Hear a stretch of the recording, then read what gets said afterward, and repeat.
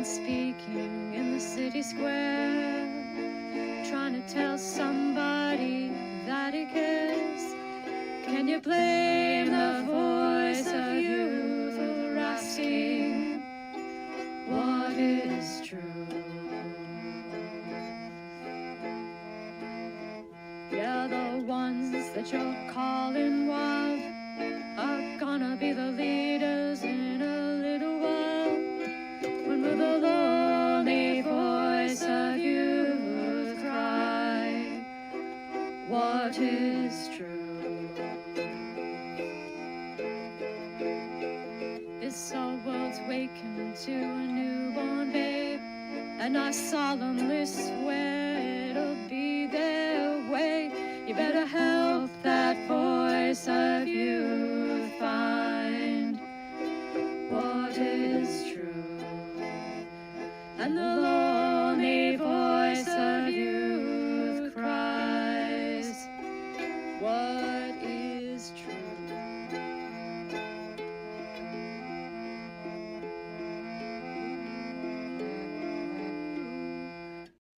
Boom! We're here with pirate upgrades. Where, you may ask, did we get pirate upgrades from? Well, we went to Pirate Central. That's how you get pirate upgrades. I was on vacation, went to visit my friend. He's up in this place called Cedar Island, North Carolina, which is an actual island. All of my tweets while I was on vacation would only do the location of Bermuda. I was not, in fact, in Bermuda. Because that was the nearest location that Twitter could find, was Bermuda. Unfortunately, Twitter is dumb and wrong. So, failure of Twitter confirmed. I could not add Cedar Island or indeed Ocracoke Island, which is the other island that I was on, to where I was, because Twitter is broken and garbage software, despite all the fixes they have done and made it much better. So it turns out that Cedar Island is the southern end of Pamlico Sound, the second largest sound in the world. And it's part of the Outer Banks, right? So we're on the Outer Banks Scenic Highway. The Outer Banks has somewhere between 2,000 and 3,000 shipwrecks. And Ocracoke Island, which is the southernmost of the Outer Banks island that's inhabited, that's also the island where they say there are natives who still speak 1600s English accent. I was not able to confirm that because we really didn't, we weren't there for that. We weren't there that long. Unfortunately, just long enough to do all the stuff I normally do and then get there and come back so I could do all the stuff I normally do, which was plenty of time. So very nice. But Ocracoke Island, which we did spend most of it, about half a day on, has all kinds of pirate stuff. So we upgraded our pirate stuff, including pirate suspenders and our lovely new pirate thing to replace our dragon, and a nice red pirate flag. So all of that is there.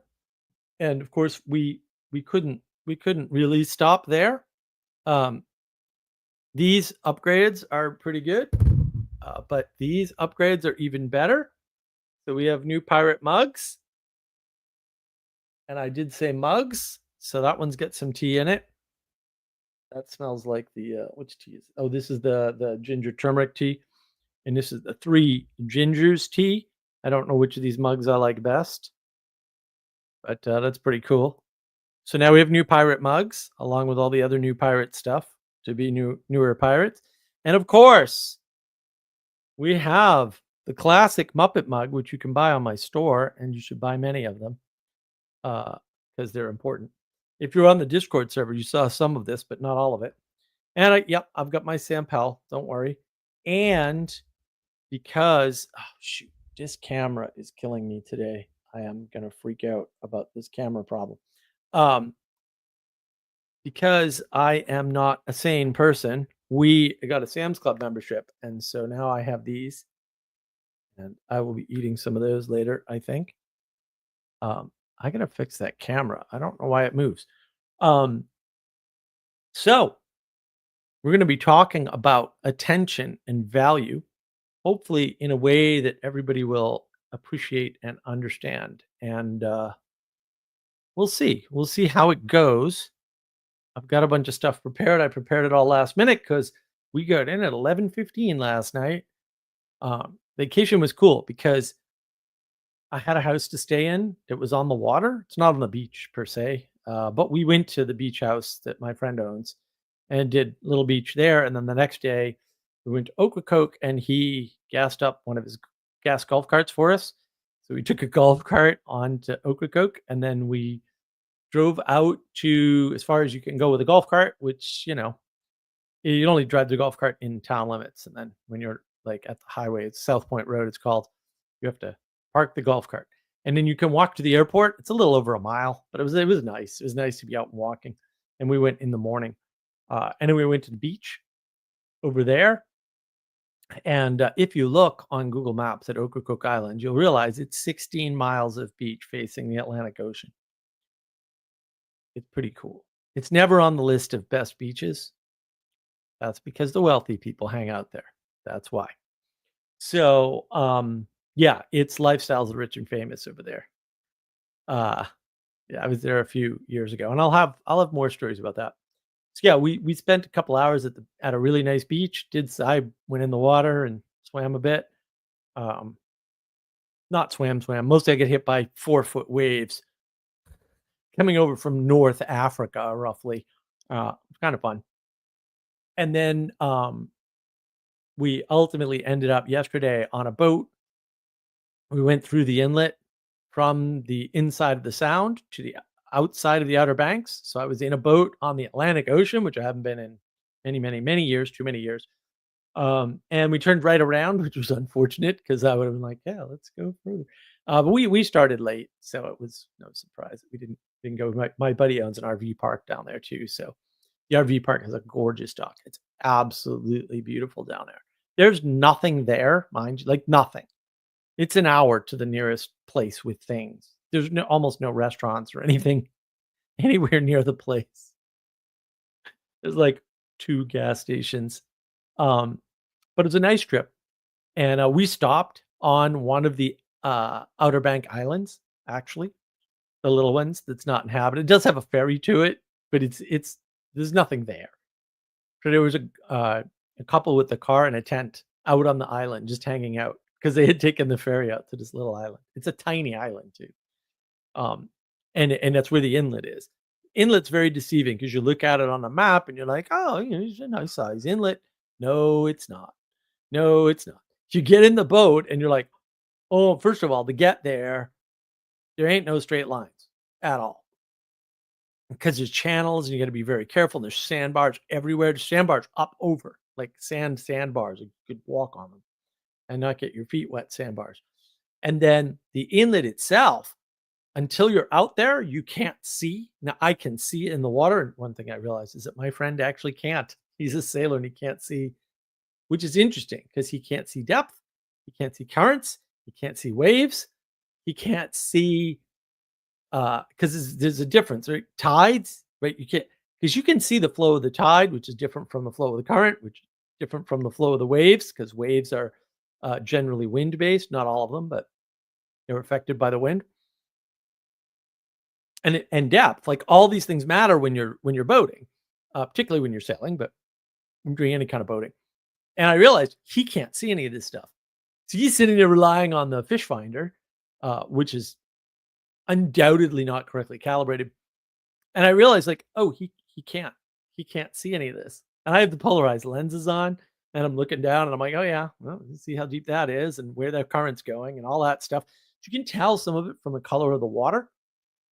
I think part of his problem is you might be colorblind. And that's not good if you're on the water. The subtle shades of the water tell you things like depth and current, and it's more complicated. You can't map color to depth or color to current. It's yeah, it's a very poetic way of informing the world, which we will Well, I talked about in a video I released today. I did not have internet access, or at least good internet access, which is why I did not release that video yesterday. So I had to release it today, which is fine. I wish I could have at least released it yesterday. I would have released it Wednesday had it been ready, but I don't even think we were ready. So look, we've got our excellent pirate mugs now. So we'll be using these more often. I do love this one. I think it's great. It's also blue, which is the only color, as everybody knows. But it's hard to beat this one. And that's why we ended up with two, because it was like, well, can you just get one pirate mug when you have such excellent choices? I think not. So yeah, it was a lovely short vacation. We were only there for like 3 days, right? But it was nice. It's a friend, so basically it was a free vacation. Like, he gassed up the golf cart for us and let us take it for the day, which I was gonna walk onto the ferry and we were gonna rent a car and just drive around the island, 'cause there was some stuff we didn't see that I wanted to see. Also, the ferry has changed. That is gonna factor prominently in our discussion today, because it's wrapped up in the problem of attention and values. So the bottom line is, we are creatures of mimicry. We parrot what we see. No slight to Polly here. She's got it right. Oddly, we actually admire mimicry in animals. We're fascinated by it in parrots, but also dogs. Cats aren't animals; they're just proof of demons. No, I'm kidding. You'll notice a lot of there's that old trope about the pet owners becoming the pets, or the pets becoming the pet owners, right? And how they match. And yeah, that's part of mimicry, man. This happens in all kinds of settings. You've never read about what happens to groups of women that are together.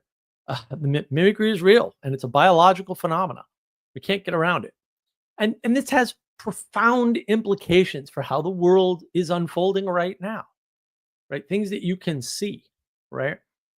Where is our attention, and what world do we live in? Because, as Jonathan Peugeot says, the world is attention. Abso-freaking-lutely it is. Absolutely it is. And that, my friends, really does explain all the problems we see today. Everyone is living in different stories that exemplify, or maybe not exemplify, but actually are fantasize about a different set of values. And so, because we're living so much in our heads, it's really not exemplification in many cases, it's pure fantasy. People want everyone to be nice to everyone else, and that will, make peace on earth or something. And it's like, yeah, but that doesn't work. It doesn't account for enough of the world and enough variation in people. Right? A lot of people just use their personal private perspective and they project that onto the world. That's psychological projection, technically speaking, right? And then they come to their conclusions about how the world is based on that. And they project what they want the world to look like. And they say, well, I'll just be nice to people and everybody else will be nice to people in peace. And I was like, but some people can't be nice. They have poor impulse control, for example. They get angry. You probably get angry and don't even notice, right? And do you want everyone to just get along? I've got some humanism for you, right? And that comes in various forms. Veganism, crystal hippies have their little humanistic sort of, well, we'll all worship the crystals and everything will be fine and it'll resonate. We'll all resonate with the right, whatever, right? The drug culture, right? Oh, if we all do the heroic dose, we'll all see, God or whatever, or the aliens, I can't remember the DMT aliens now. And then everybody will come to this realization, right? Anarchism is another just get along, value thing. Oh, we can all just get along. We can all just do our own thing. And these are all methods of doing the same thing. Right. Oh, if we just don't harm animals, we won't harm people, because people are more valuable than animals, although they don't actually think so. But It would have to, like, they can't rationalize. This is the problem with vegans, that they're eating bad food and they can't rationalize, their brains don't work. And it's all humanism, right? What how about liberalism? Liberalism is a form of humanism, right? It's sure we can all rationalize what's in our best interest, that it's in, like, say, our best interest just to get along, or rationalize our way into a set of virtues and values. That's what liberalism is. We're going to use rationality, we're going to use logic, reason, rationality to come to a justification, a scientific justification for why we do what we do. It's no problem, right? But it didn't work out though. Now did it? Right? Liberalism has failed. Like, we're done with that nonsense. That's what was always nonsense, right? What about Western Buddhism, right? And look, like, I get it. Like, oh, we could do the way of the leaf or whatever nonsense that Western Buddhists promulgate, or Buddha was, this peaceful. He left his family, abandoned his wife and child, and gave up his duty and responsibility as a king, as a leader, to what? Like, what did he accomplish? I mean, if you see him on the road, you're supposed to run him over. I don't. No thanks. Like, I'm out. You do you, bro. Like, I'm gonna run your ass over though. So be ready for it, pal. And sure, you can do that, but you might as well go with Heaven's Gate. Like, seriously, I'm sorry, but also, like, figure it out. We're mimicking these things. So why is this happening? Right? We don't know value. We don't logic, reason, and rationalize our way to value. That's not what we do. Okay? In order to determine it, we have to pay attention to others, because we need other people. And we are fundamentally, first and foremost, cooperative creatures. We have the ability to cooperate in a way that no other creatures can. However, mob mentality is the thing. It exists. There's a thing called mob mentality. It's a problem. It's a big problem, in fact. That's what we're seeing everywhere right now. We have many exemplifications of many ways to be in the world. They're all mob mentality.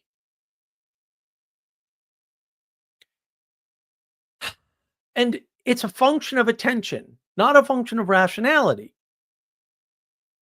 Right? I mean, we call it mob justice for a reason. We call it mob mentality for a reason. That is because it is counter to rationality. Because if we were just a group of people being rational, we wouldn't call it mob anything. After all, academia claims to be just that. Academia is really just a small mob of crazy science believers who are wrong about everything. Not hard. Unfortunate for the rest of us, however.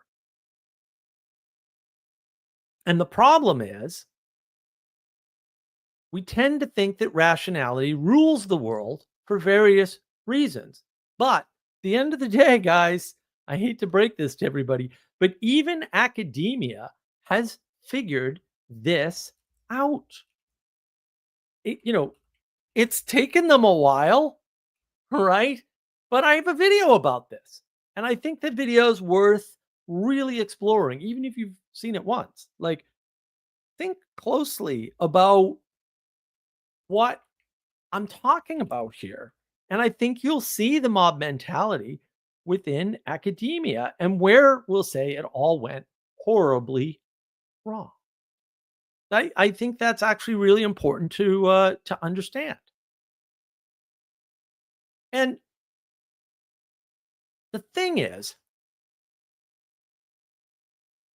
how much attention and awareness and discipline, or structure, or ability to adhere to a structure, because discipline can create structure, right? Or it can adhere to structure. It's a nice little double trick there to some extent. But how much of these things you have, attention, awareness, and discipline, makes a huge difference to how you see the world, especially after a large change, a war, right? So if you go to Cedar Island and you talk to them about the ferry schedule, I looked at the ferry schedule and I went, huh. Now I've been there before a couple times. I've been to Ocracoke Island once before. Lovely place, by the way. Um, and I was like, well, this is a weird schedule. There's only like 4 ferries. It's high summer. Why are there only 4 ferries in high summer? Well, last time I was there was, um, I'm sorry, the first time I went, because I didn't, the last time I didn't go to Ocracoke Island. The first time I was there was pre fake news virus scam. There was no fake COVID nonsense, right? I mean, yeah, there was a virus. It was named COVID. Don't care. All this fake news about it, all this panic, all this nonsense, the scamdemic. Right? It didn't happen yet.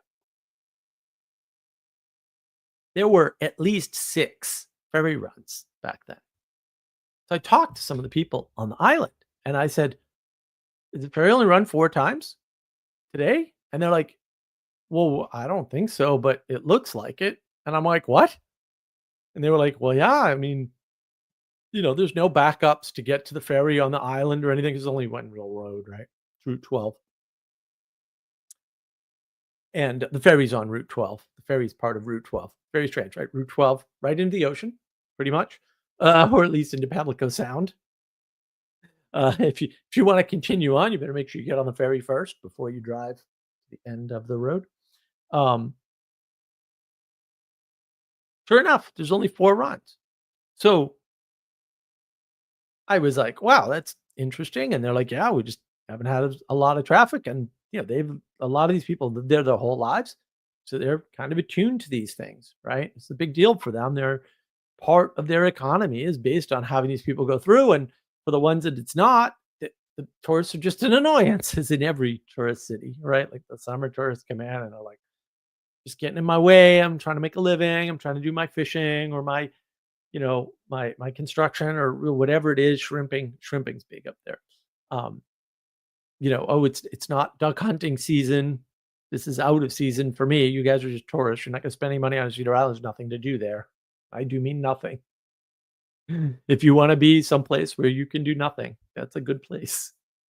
Didn't even have internet. Talked to my buddy about that. So we take the ferry to Ocracoke Island, and on the way back, I asked one of the guys there. I said, "Hey, what about the schedule?" And he said, "Oh, well, he thought about it for a bit." He said, "It's pretty much the same as it's always been." And I'm like, "Bro, it is not." Like, I was here 5 years, 6 years ago, 7, whatever it was. It was probably 6 or 7 years before that. And the ferry schedule was completely different, like completely different. It's not just the 6 in the summer and 4 in the winter. They actually had like, I think it was 3 different or 4 different uh, sets of times based on time of year. And with, of course, the most being in the summer for the tourists to go to the Outer Banks. And granted, Cedar Island's not the best way to get to the Outer Banks because you're on Ocracoke and one little island. You have to drive 16 miles up the island to get to the ferry to go to Hatteras, right? To go to the next island. And then you're in the south side of the Outer Banks. There's less to do in the south side of the Outer Banks. The north side of the Outer Banks, Virginia, are much more popular. North Carolina side is much less popular, right? As you get further north, there's more people, right? No one lives on Cedar Island, although it's quite crowded now comparatively. But it's still no traffic, and people drive golf carts everywhere. It's not really not a lot to worry about. And there's only the one big road, so not a lot of cross intersections. There's no lights. It's quite an interesting place. Now, I knew the schedule from before the fake news virus scam, and this guy didn't, and he works there. What's up with that? But you see, that's the important difference. These things matter, and they matter a lot, actually. They matter a lot. There's a lot going on. His world, nothing changed.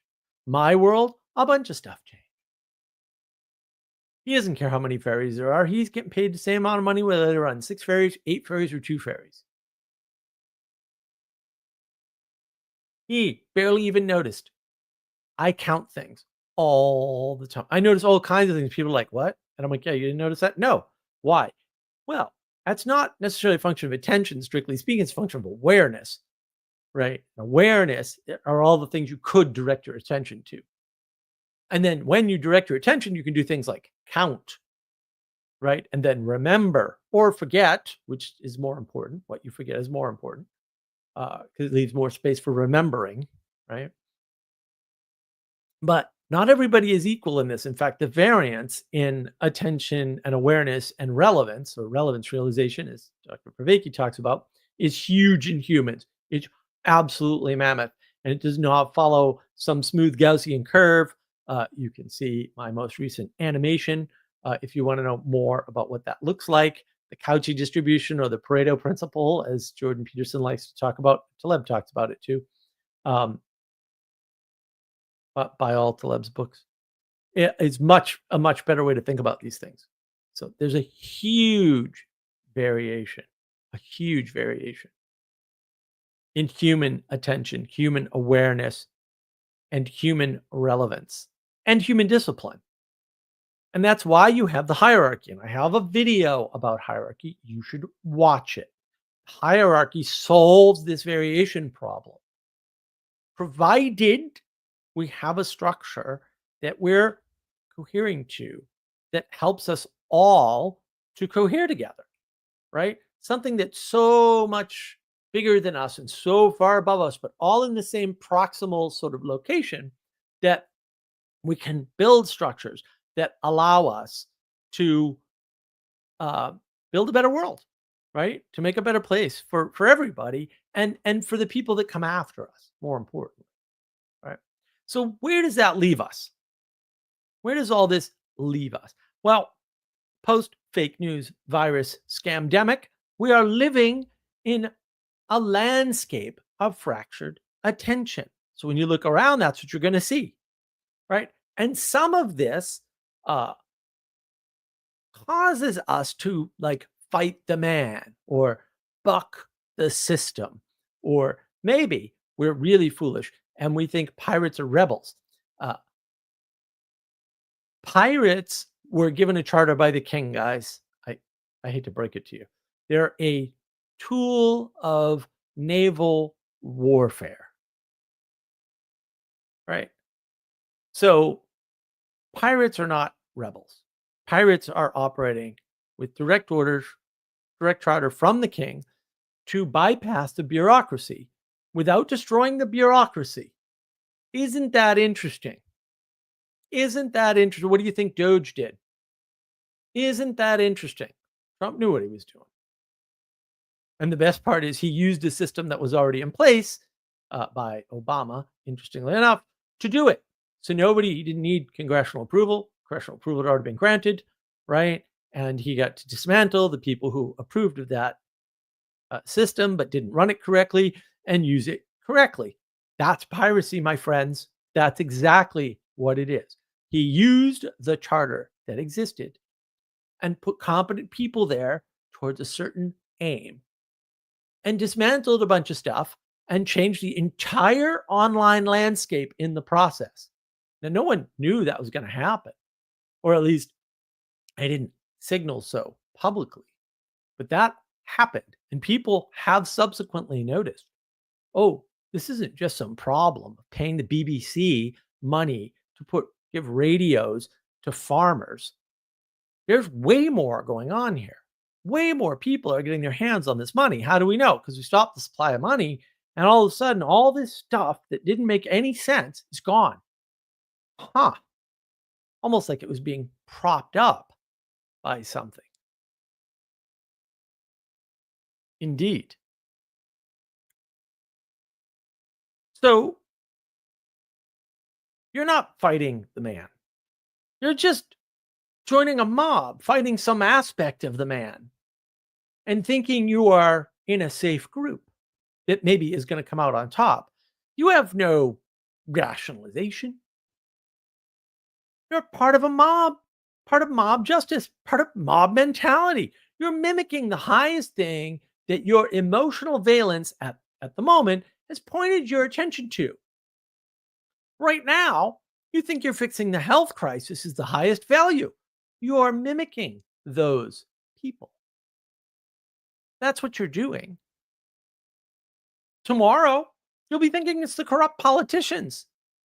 Or maybe you'll be against the Gooners. Or maybe you'll think the problem's the gym rats, or the ortho bros, or the trad cats, or the conservative commentators, which don't exist largely on the internet, by the way.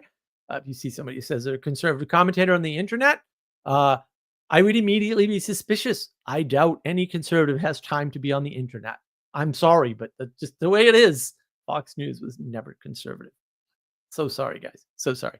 Groypers? Red pill? Black pill? Blue pill? Ukraine supporters, Israel supporters, Palestine supporters? What highest value do they have? That's not politics, right? That's remote politics. You're not worried about your politics. You're worrying about everybody else's freaking politics.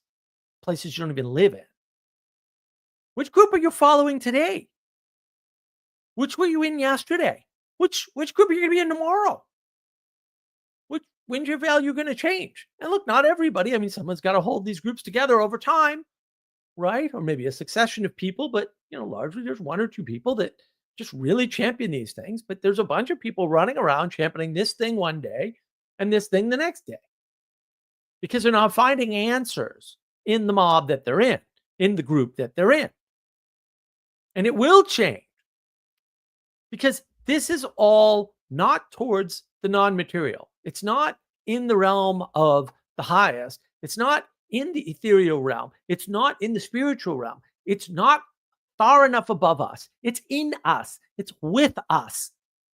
Mobs, groups of people, politics, red pill, black pill, all these ideas about what values are that are spoken propositionally are garbage. They cannot ever unify us. Conversation makes everything worse, guys. I hate to tell you, the evidence is overwhelming at this point. Okay? You can plot it if you're not freaking lazy. And yeah, you're lazy if you haven't done the work. I'm sorry, that's how work works. You didn't do the work because you're lazy. The work's available to you. Grab your stupid freaking cell phone and you can ask it a few questions and look it up. We've had more conversations and we've had more division. They track perfectly. I know I did the work. It's not that hard. They track perfectly. We have a problem with social media. We also have more division. Oh, it's caused by social media. Social media is more conversation. That's what it is, technically. I don't know what to tell you. We kind of know this and we kind of deny it at the same time. The internet isn't a solution. It's a problem. Ironically, I'm saying that on the internet, but also, what do you want me to do? And it's worse.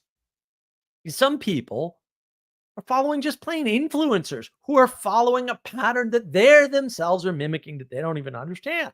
So it's a multi-layer mob mimicry. Mini mobs everywhere. Mob of the week. Some last longer, some last shorter. There are formulas for how to do this. You can look them up online, actually. Again, don't be lazy. Do your damn research. You can look them up. People will tell you. You can hear the stories of Alex Hormozi and how he became, a gym owner and made all his money. Of course, he came from a moneyed family, and everybody leaves that out of the story for some weird reason. Funny. This is what happens when you start mixing hierarchies. You think you can do what Alex Hormozi did.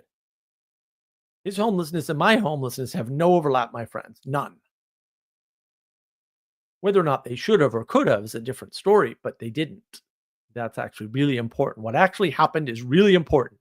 Hypotheticals about what could have happened if only, those are fantasies, and fantasies are by definition not real.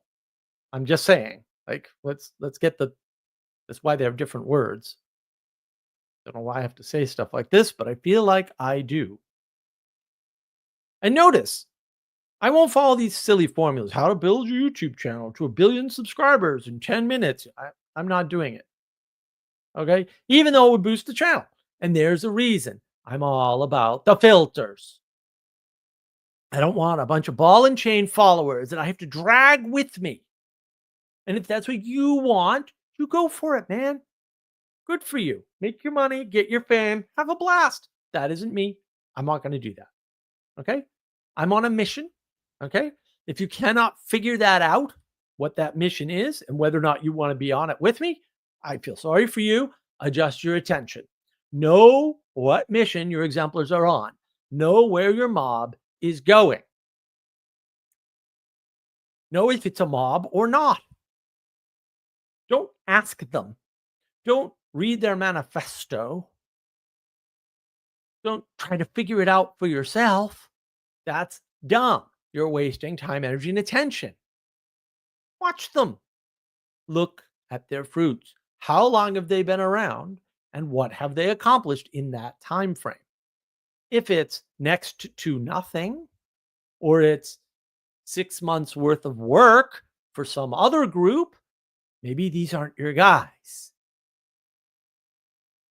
Maybe these aren't your guys. Maybe they're not the kind of guys that get anything done ever or anything done that will last worth a damn or anything that they get done that lasts. It's not them that's making it last.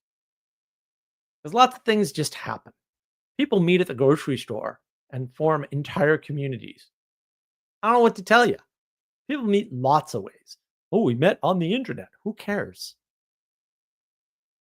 All of my oldest friends I met on the internet, all of them, actually, because I didn't go to college. I don't have any college friends. I have people that I've been friends with since I was 17 years old. I didn't meet any of them at college. I wasn't at college. I never went to a college. I met them all online. This is not an interesting thing to me. I had a friend get married and divorced from online. I mean, he's a very good friend, or was. I've talked to him in a while because fake news virus scamdemic broke everyone's brain. The world changed. That wasn't the beginning of that change. That was the end of a change.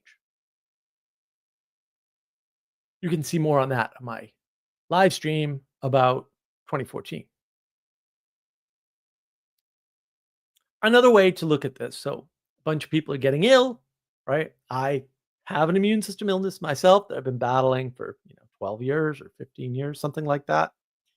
And part of the Trump assault on the establishment is him bringing RFK into his fold, right? So RFK is this Democrat, was a part of Camelot, and the Democrats become outraged because he's like, oh, Trump said he'd do my health agenda. Health is my big thing. Trump's like, oh, bring him on. And a new thing, this Maha movement is born as somehow separate from MAGA. It's like, well, Trump's the guy and Trump's in charge and Trump puts this guy in charge. How are you not part of MAGA? I mean, if everyone gets healthy, that sounds like it's part of making America great again. Whatever. You guys are retarded. I'm just going to tell you, you're stupid. I'm sorry. And how did that happen? Like, how did this Maha thing come to weird, right? It's just an attention trick. Oh, we're all paying attention to health. Now we don't have to like Trump. We can like RFK instead, even though RFK is not in charge and whatever. And then we can pretend to be virtuous because we can pick the Trump who's not Trump, but has all the good aspects of Trump and none of the bad aspects of Trump because it's actually RFK.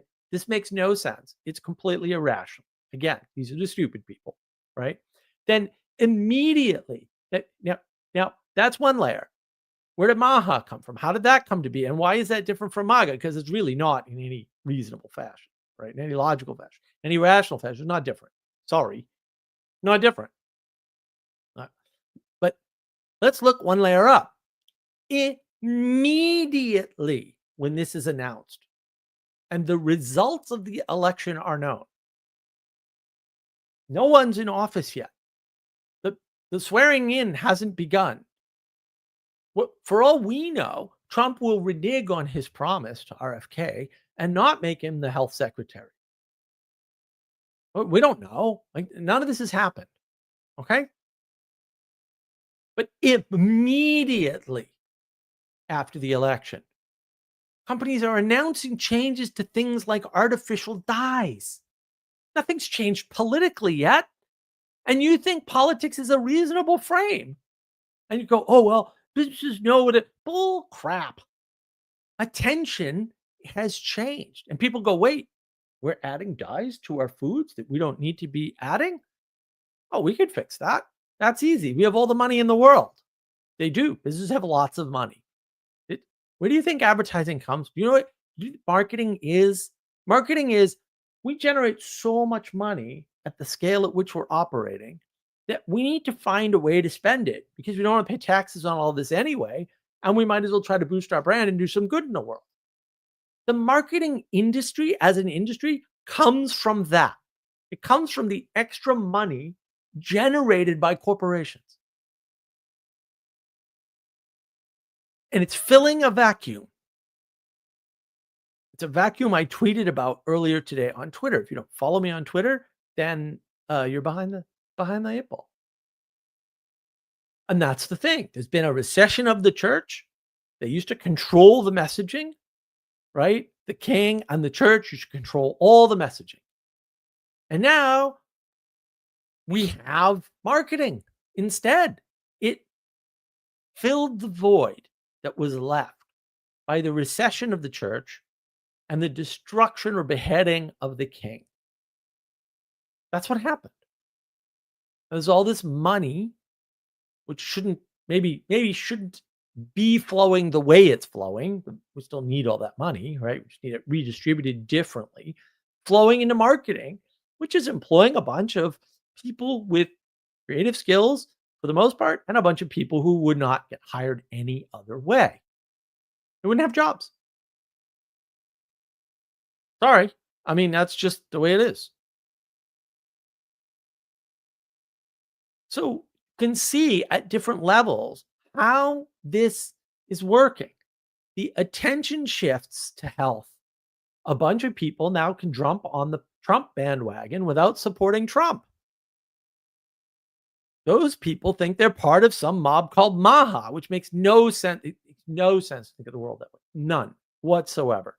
Like, oh, Maha is going to jump ship to where? Is RFK going to lead a revolution and take over the presidency? Like, I don't understand what you're even like. I don't politically, economically, power struggle, postmodern, whatever. It cannot make any sense. Cannot be made sense of. There's no such thing as Maha, right? It's just MAGA with a convenient excuse. Oh, this is our liberal Democrat guy. Liberalism failed. You guys need to give up and stop doing it, or stop trying to resurrect it, or stop trying to redeem it. And then the fact that the attention is where it is forces all the companies to put their attention on it. And they go, oh, we can fix this. And so they do. Now, they can't fix it tomorrow because large corporations have momentum. I have a video on momentum. You can check that out too, right? That momentum takes a while to change at the layer of the hierarchy. Check out the hierarchy video, right? That they're at, but it changes. And the announcements come immediately before any political or economic thing has happened. So politics and economics trails attention.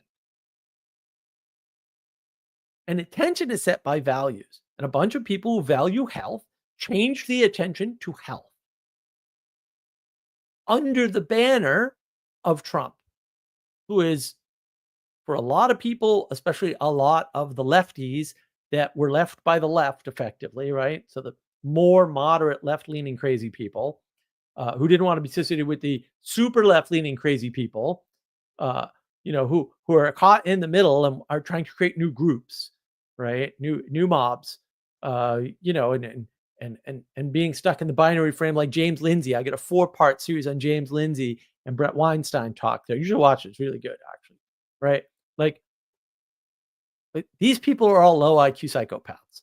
So I'm sorry, but like you can watch the video. Like I lay it out right there. These people are just creating new mobs. They're not able to do what they're trying to do. Academia has already failed, already posted the video link for that. Check that one out, right? And in that wake, a bunch of psychopaths are like roaming the streets who never should have been unlocked from the ivory tower. And they're on this cheap broadcast medium, which I am also using. I understand that. I'm not retarded like everybody else seems to be, by the way. Um, and they're creating havoc everywhere. Oh, let's follow Brett and Dark Horse, and no, we're gonna follow Tucker, and no, we're gonna follow James Lindsay. Good Lord, please. Uh, no, we're gonna follow, Ark and Jordan Peterson. I mean, follow Jordan Peterson, but ignore Ark. My goodness, like please ignore. Wow, I have a video on that Ark and the Eric Weinstein video. Like, I get that Eric is Eric and Eric's gonna Eric, but Ark should not have put out that video. I make that case in that video. You can watch that video. You can decide. Like, there's a lot of problems. There's not one problem. Like, it's one thing if you do a bad thing. It's another thing if other people promote your bad thing, not realizing it's bad. Like, now what the hell's going on? How many stupid people does it take, right? Like, you can see the attention shifting. Oh, no, I'm gonna follow, the Groyper crowd. Right? Like, well, I'm in with the Groyper. No, I'm black pill. No, I'm an ortho bro. No, I'm a trad calf. Like, these are all value-based assessments of how you want to operate in the world. They're not holding the world together. They're splitting it apart. And the thing is, because of value is always the result of a negotiation, which is a type of cooperation and not a type of opposition, by the way. You can't negotiate if you're opposing, right? That's why we can't have peace in Ukraine, because all Ukraine wants to do is oppose Russia. They don't have a plan. They just don't want any part of Ukraine to not be this mystical Ukraine thing that never existed and never will exist, because it can't exist. Because some retard drew lines on a map after the end of the second act of the Great War. Like, what are you doing? This is ridiculous. You can't just gin up countries because Napoleon tried it and it didn't work for him either. But that's where we are. And you can watch all my history videos with Adam, which you should do anyway, to find the justification for all that. You should watch them all, though, because they're telling a larger story. We're going to have another one at some point, although I don't think we're going to get done before his damn wedding. Although maybe we'll do it when I'm in Ireland. We'll find out. Fortunately, the girlfriend wants to go to Ireland, and she can do that. I can't afford that, but she can. Seems to want to take me with her, so lucky me, I guess. So this value that's negotiated, and how's it negotiated, Mark? Well, we can use the three frames. You negotiate value with yourself, you negotiate value with nature, and you negotiate value with others.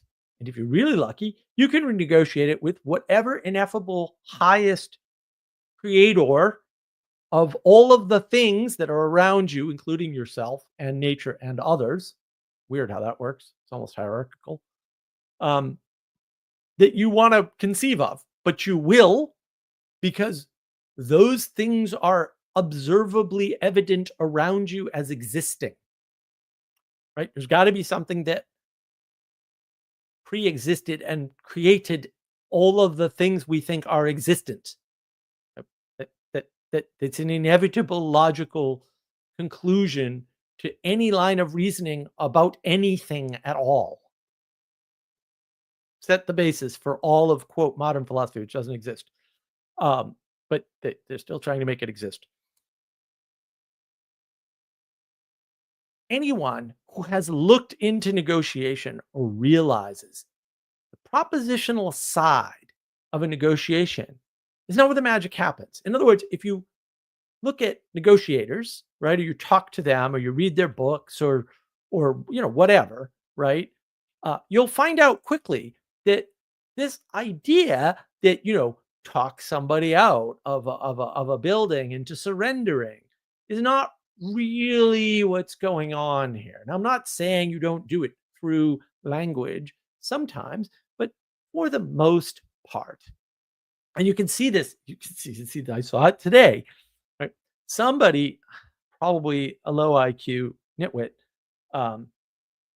somebody drew a line with, Trump's back being straight and Putin's back being, at an angle. And obviously that stuff matters and it matters a lot more. Can you break it down that way? Not reasonably. There are some instances where that works, but they usually work within a context, right? One signal is not enough. One signal tells you nothing in the world. Sorry. Uh, it's a bunch of signals put together poetically that tell you what's going on. That means you have to understand the poetic way of informing the world. If you haven't seen the Knowledge Engine video, you need to see that video. Maybe that will help you understand the poetic way. I also have a live stream about it. That might be better. I don't know. Doesn't matter. Try them both. I need the watch hours. If you want a lasting negotiation, so once you've been able to point someone's attention, say, away from the thing you value, right? But towards the thing they value so that they think they're getting a better deal than you're getting. That's actually how you negotiate, right? You can look at simple systems like Trump's system, which is the book that he didn't write. It was ghostwritten by somebody else, whatever. Very common, by the way, to do such a thing. One book that was not ghostwritten at all, however, is this book, coming in September. Dun, dun, dun. You can do the big ask. You can ask for more than you expect or need to get and negotiate down. Very common negotiation strategy. It works. It's not my favorite. It's not the best, in my opinion, but it works fine. Trump's been using it for years. Trump started with lots of money and grew it, which is a very rare condition, by the way. Very, very rare that people that have lots of money end up with more money over time. Most people that start out with lots of money lose their money. I'm sorry. Just you can read Taleb. He talks about slightly more people move up into the top 10% than move down from it. But it's very close. All right. It's very close. A lot of people move out of the top 10% of wealth. Okay. So if you want a lasting negotiation, contracts might be required. Right.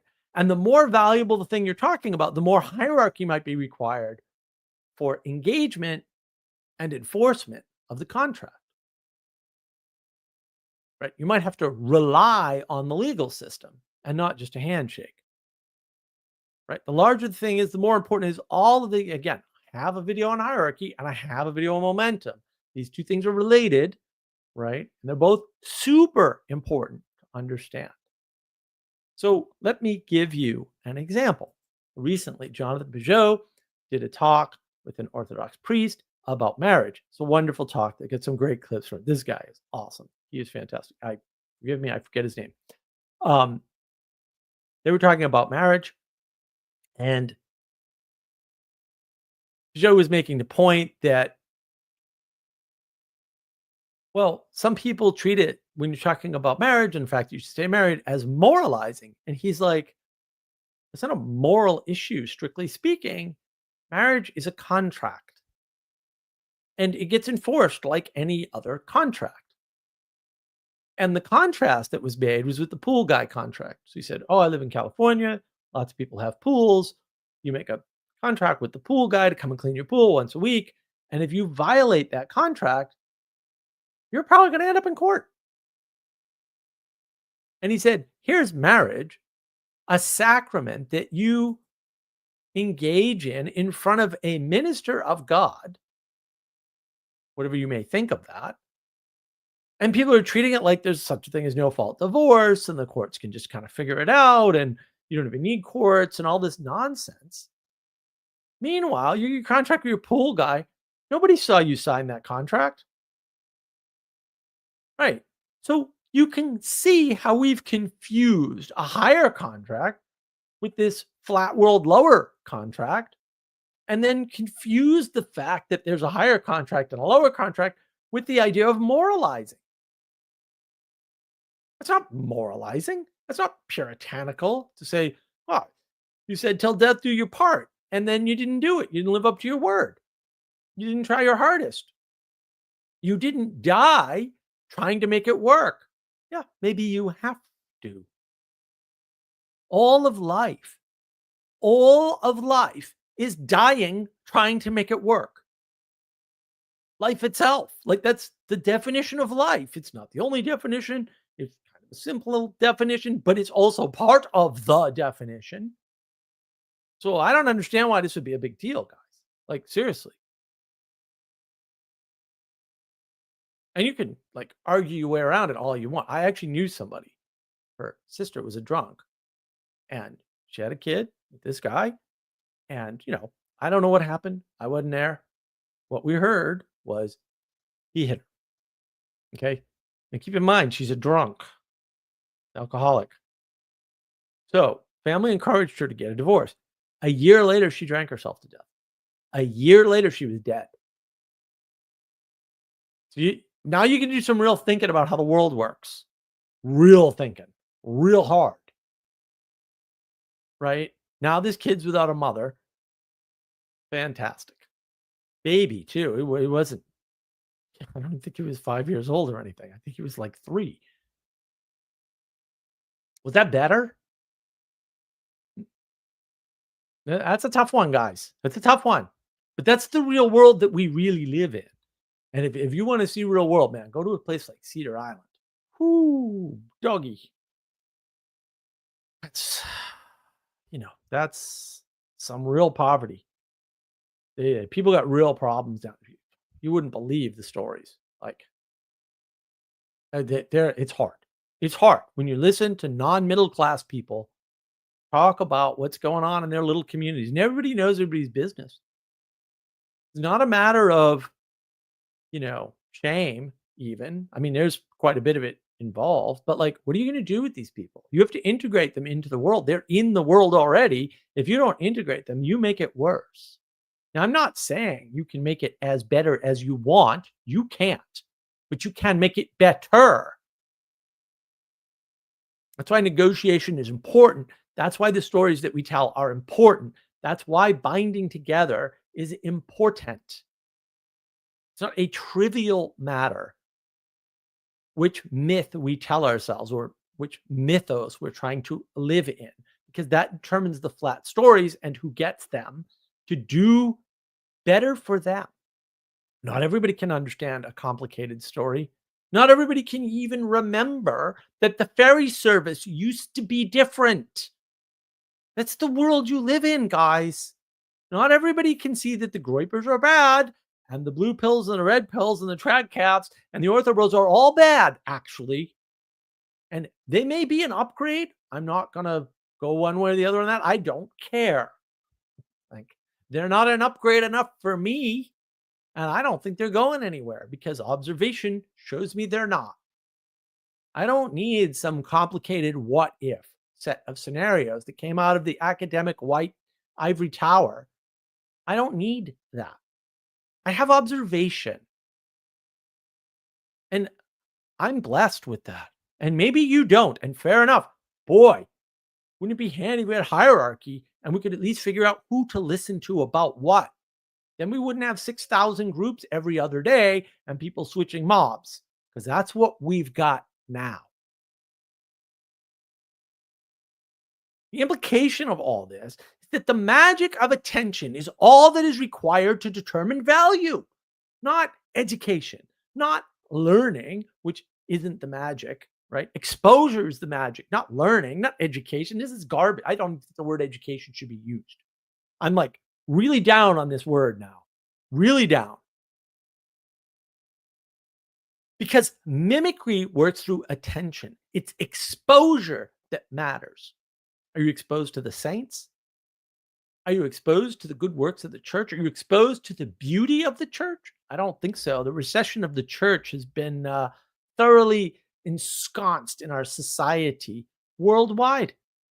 Worldwide. I remember being in Edinburgh, walking around. You can't go anywhere in Edinburgh. You can't stand anywhere in that freaking city without seeing 4 churches. You can't. It's not possible. It's mathematically prohibited by the laws of the universe somehow. It's amazing. Beautiful place. Unbelievably gorgeous. One of the most beautiful cities in the world. There's no question about it. Oh, that's a nice church. What to know? Oh, no. They sold that church. What? They sold that. It's a beautiful building. Who would sell a beautiful building? Right. Sold the churches. Lunatics. The magic of attention is all that's required. You cannot mimic that which is outside of your awareness, right? And you will not mimic it unless someone gives it attention. In other words, if someone's not doing something or they're not doing it visibly, there's no attention going to it.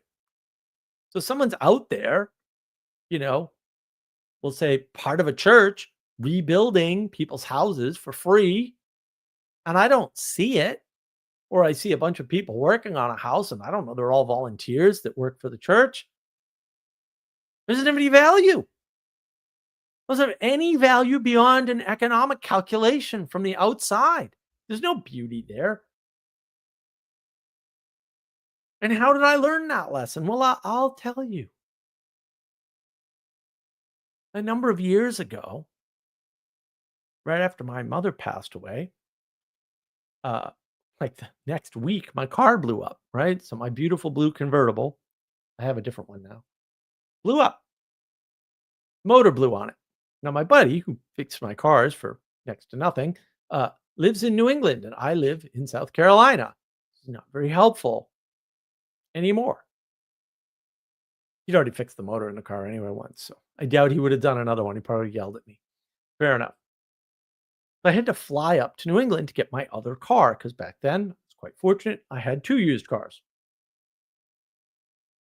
So I had somebody drop me at the shuttle service to get to the Charlotte airport. Couldn't drive up. I didn't have a car. And there I met this woman in the shuttle bus. And she starts talking to me, nice Southern accent. And she uses the word service in a way that I had never considered before. And that's when I learned about service, like what she meant by service. It's fairly late in life, guys, but that's what happened. I'd never thought of it that way before. I knew right away, too. I was like, oh my goodness, she just used this word in a way I have never heard it used before or never understood it in that way before. She said her parents owned a property during, I forget which hurricane it was, on the Florida coast, the panhandle part of Florida. And she was 12 years old. First thing they did was go rebuild the house that the renters were renting from them. Why? Well, they're renters. They have less money. They're less fortunate. And then when they were done with all that, they went and helped all the neighbors rebuild their houses. And they rebuilt their house last. And I was like, holy crap. Now I understand what these people are talking about when they're talking about service. It was amazing. Just an off the cuff. He wasn't trying to prove a point or proselytize or sell me on her church or anything. She was just talking about this experience that she had when she was young. It was amazing. I don't know how the topic came up.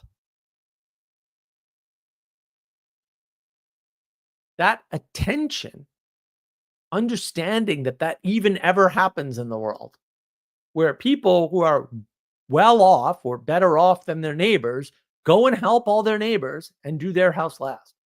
Because for the last, I don't know, since 2004 or so, if you believe my 2014 thesis, in my live stream on that, I've been talking about how the world works. And it's almost always economic or politically driven. Now, I know this is wrong, but you know what? You get soaked in this stuff, and it's all you ever freaking hear about, and you never hear these other stories.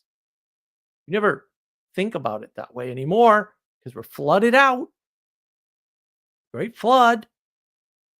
The flood of retard thinking, effectively. Low IQ people all over the internet talking about their justification for how and why these things happen, and they're just wrong about everything because they have poor awareness and terrible attention. You don't hear about these things. You don't see them in the world. You can't mimic them. In other words, exposing kids or adults, for that matter, to the right things. And when you're young, it's recess, gym, music, and art. It fixes a bunch of things by training people in a poetic way of informing the world. You can't measure that. There's no measure for any of that stuff. In other words, being good at art isn't required. Being good at gym, like being athletic, isn't required. Being good at playing an instrument isn't required, which is good because I suck at playing an instrument. I can do reasonably fine at the gym thing, and I'm terrible at art. Terrible, terrible. And being good at socializing, which is recess, isn't in the least required.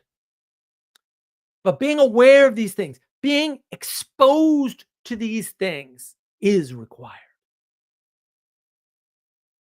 And not online, because that is garbage. It's a flat world. It's actually for real. It's a screen. It's a two-dimensional representation. It's as flat as it gets. Seeing the results of how other people who can play an instrument beautifully play is essential.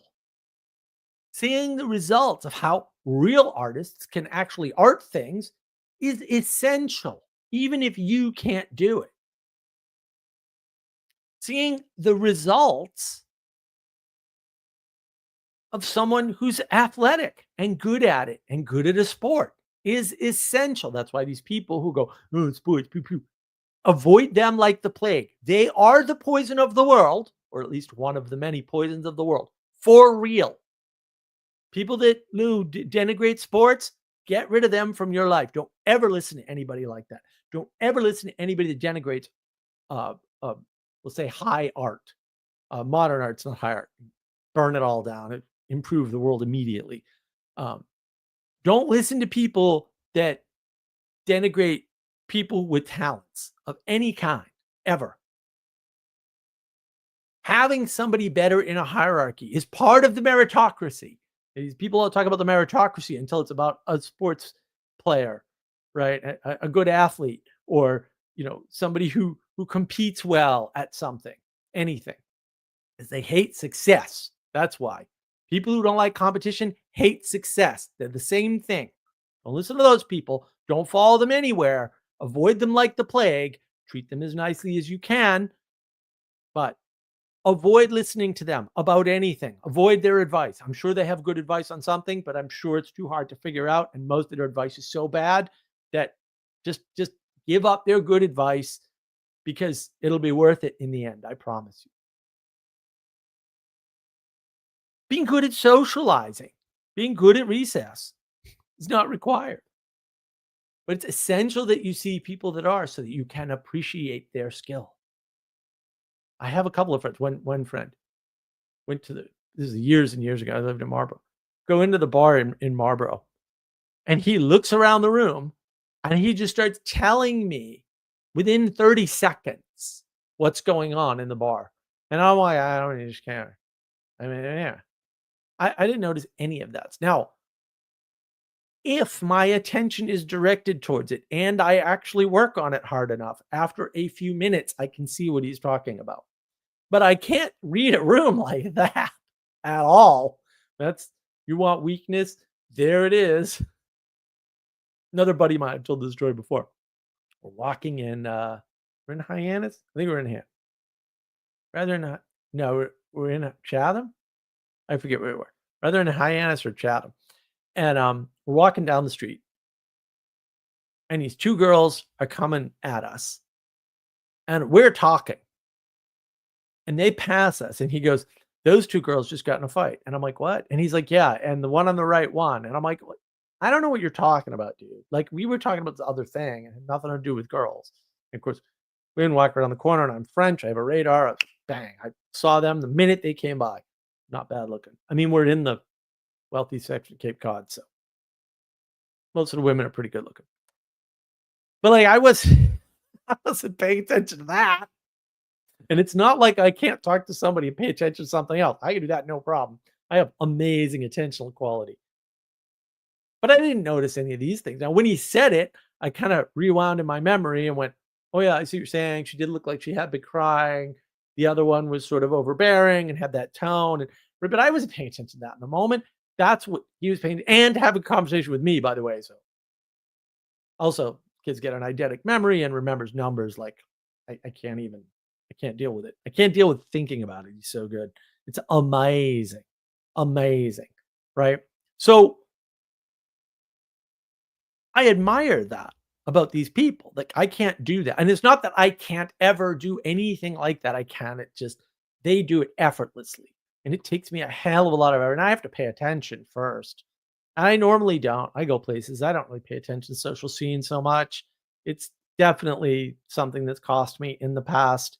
Um, a lot of times, in fact, for about 5 years, I was puzzled about a particular incident that happened, and recently I figured it out. I was, like, all happy. I knew something had gone wrong. I couldn't figure out what it was, and then I figured it was not my fault at all. I'm like, "Oh, thank goodness. It wasn't me.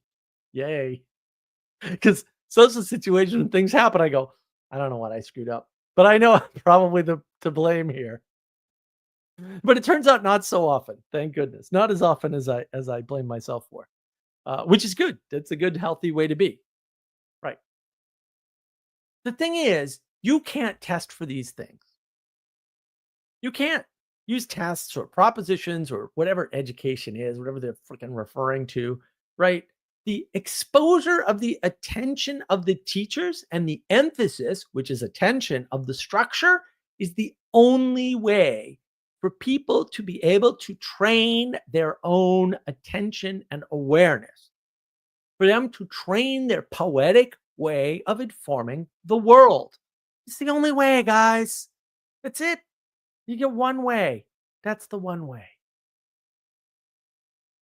That's the solution. We need practices that we do on a regular basis. We need community. We can't do without these things. We need these things to fix this problem. That's what we need. You want to fix the meaning crisis? I've got the book. It's coming out soon. We need exemplification. We need to avoid these people who denigrate people who are at the top of their precious meritocracy because they want the meritocracy to be wicked smart. Yeah, I got news for you. The wicked smart people are the most useless people on this freaking planet. Sorry. And it's not that they can't be put to use. They could, but they don't want to be put to use. They want to be in charge and they suck at it. They suck at it. Almost all of them. This is why attention is important. Don't pay attention to experts. You pay attention to leaders. Leaders with skin in the game. If you don't have skin in the game, you're not a real leader. It's easy to see if somebody has skin in the game. It's easy to see if they're taking on a burden. What are they sacrificing? What are they giving up to have the position that they have? Captain of the pirate ship takes a burden on him or herself. There were some female pirates, captains. That burden is important. They're responsible for the crew. Mutinies are a thing. Mutinies exist or that pattern of mutiny exists in every single hierarchical structure ever. Ever. Ever. Should be a hint, guys. Should be a hint.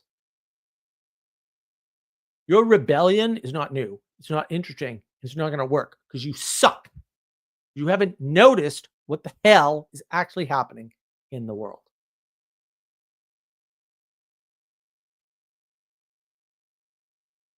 And that, my friends, is all I have to say about that. So, if you would like to join, I will post the link. You can come in and ask a question if you haven't asked it already in the live chat. You're also welcome to ask questions in the live chat. Of course, if you don't want to come on camera and join me, that would be fine. Let me catch up on the comments because I didn't do a good job.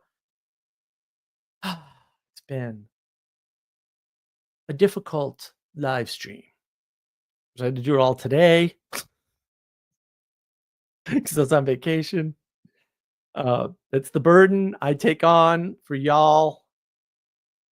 Want to get all Southern about it.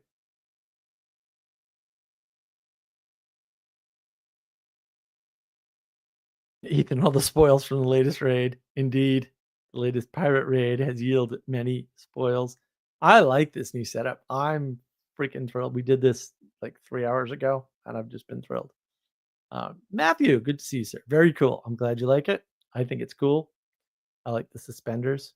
Polly likes it, so that's all that matters. If you think about it. Ixnon. See, Stan Rogers, Barrett's Privateers. Yeah, well, Privateers are interesting. How to succeed at YouTube without really trying. I don't know if I'm going to succeed at YouTube. YouTube's pissing me off. I have yet more evidence that we're being dinged somehow, either by bot downvotes or actual downvotes by armies of mob evil people, probably from the rebel crew over there of those little cults. Since we, as Matthew knows, have lots of headwinds there. Sally Joe, Trump had to hold the line big enough. Advocating for health wasn't racism against the big boned ones. That's true. That's true, Sally. Yeah. Well, Trump had to open the door for RFK. RFK, he'd been trying for years and he couldn't make that message work, right? It was Trump who put his weight behind it that made it work. So to try to separate Maha from MAGA makes about as much sense as trying to separate yourself from the world as an individual or something stupid. I mean, Ixnon, marriage covenants have been downgraded to contracts. No, they haven't. No, that's not right. I mean, that's way too enchanted. They've been downgraded to a convenience that you can do away with at your whim. They're not even contractual. I mean, that's what no fault divorce is. No fault divorce is there was no contract to enforce. And now we have to figure out how to split up the spoils. And there's no captain of the ship. So we're going to have to insert a judge. It's complete and utter madness. So I appreciate you trying to redeem the contractual idea of marriage, but it's not there. I mean, the attempt to make marriage contractual is the prenup. So, and that kind of almost works. Like most prenups are actually adhered to by the courts. But like, what are we doing? I don't get it. That's lots of fire from Ethan. I think that's a good thing. So yeah, I mean, that's what I got for you guys. I hope you liked it. I hope this helped you understand the importance of attention and how the world is. I mean, it's just people paying attention to different things. They're all part of different mobs with different highest values. It's almost like a bunch of different cults splitting off. I wonder where the splitting idea comes from. A beheading the king and splitting. I don't know. It's right on the tip of my brain. Yeah, I don't know what else follows that pattern. Or indeed, what sort of sparked it and started it. Imagine if you beheaded the king and then the most important thing, or the only thing that was large enough in the hierarchy to take its place, was a large corporation like the East India Company. Oh, wait, that happened. How weird. Very strange.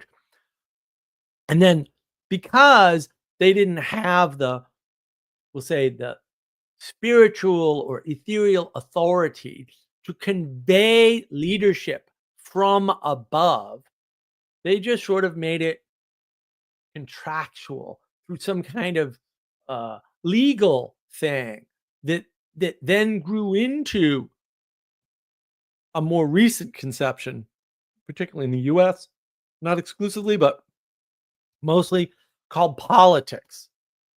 And there's the birth of, quote, modern politics right there. It's the beheading of the English king, 100%. The idea of parliament, which is just like the worst idea anybody ever had. Um, and then because Parliament wasn't an immediate failure, even though, as we now know, it's definitely a failure. Uh, Colonists in the North American colonies saw it coming. Weird. That's a weird. Isn't that weird? It's so weird. And they managed to get out. Even more weird. It's weird that that was even able to happen. I wonder what's going on there. It's almost like there are forces that have nothing to do with politics and economics that are actually running the world or something. I'm not going to make a claim here, almost as if. And then somebody comes along and says, "Yeah, we can do without our king too." And then of course it doesn't work. So what happens? You get Napoleon.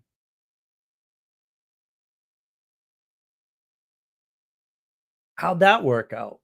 Well, he just invents the idea of a country by drawing lines on a map and putting people in charge. And now that becomes politics. Sure, it fits with the parliamentary politics. It's just not authority conveyed from above. Napoleon forces the bishop to crown him. What kind of backwards BS is that? And what's he known by in every land he goes to? Emperor. Holy Roman Emperor had like 200 titles for a reason. I've gone over this before, by the way. That's in the history videos with Adam. There's a reason for that. Because the binding value might have been being crowned by the bishop from the authority of the Pope, for example. And the value that bound them to that ruler might have been the title that reflected the cultural value for the culture that was under the leadership and authority of the emperor, the Holy Roman Emperor.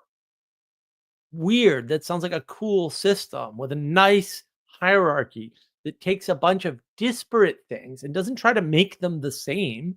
No equality doctrine, but binds them together in a way that works for them towards something higher that they actually have in common. Weird. It's just strange. It must be a coincidence. It's a random coincidence, guys.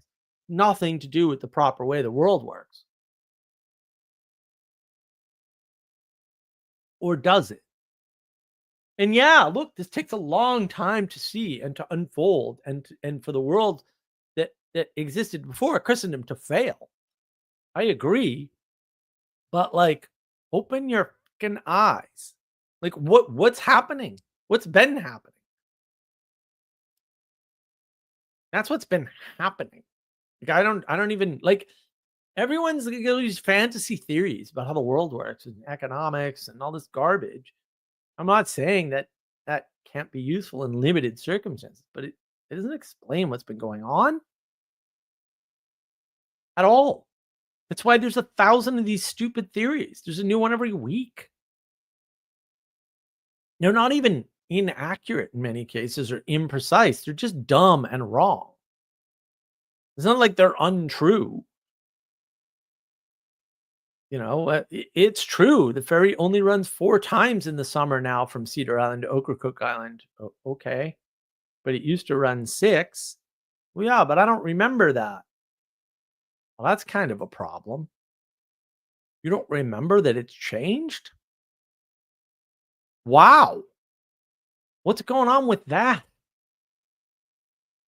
You don't see that the change indicates a trend and that trend might be important?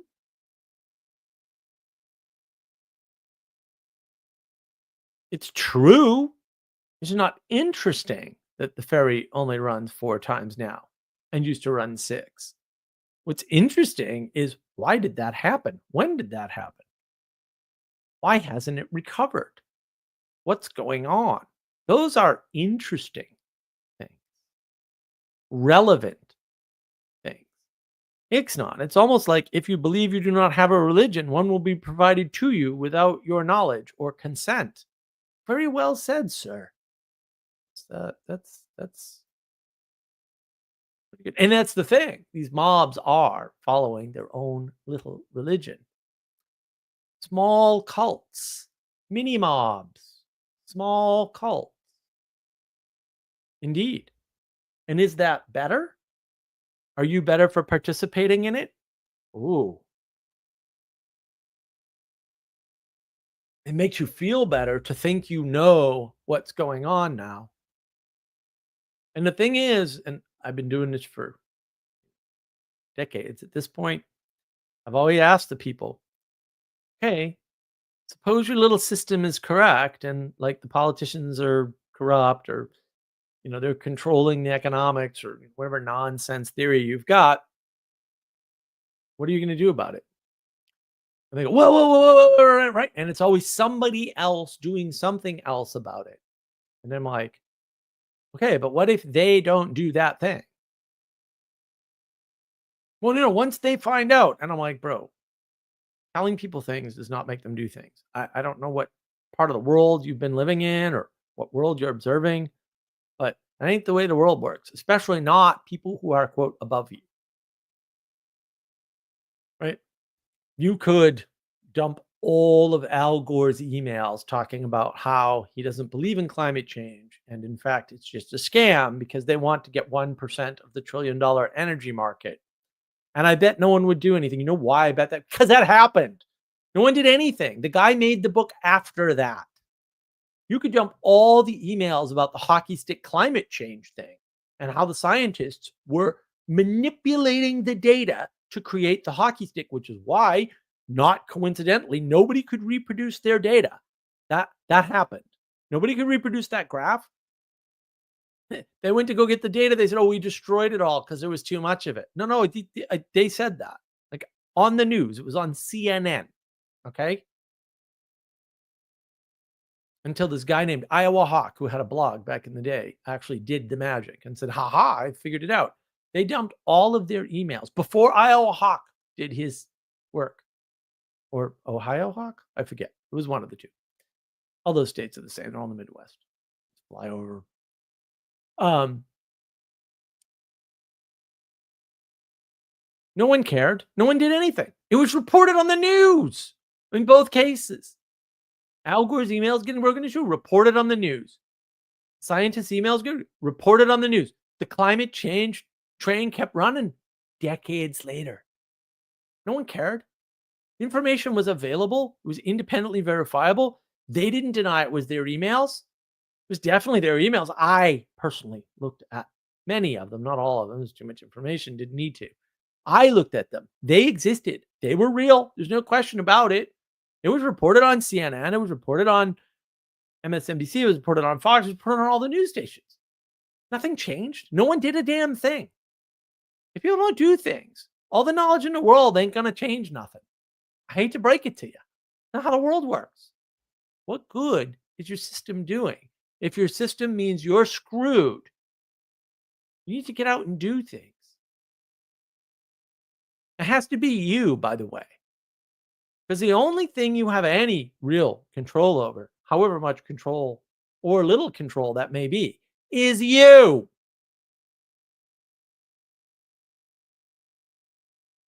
And that's why,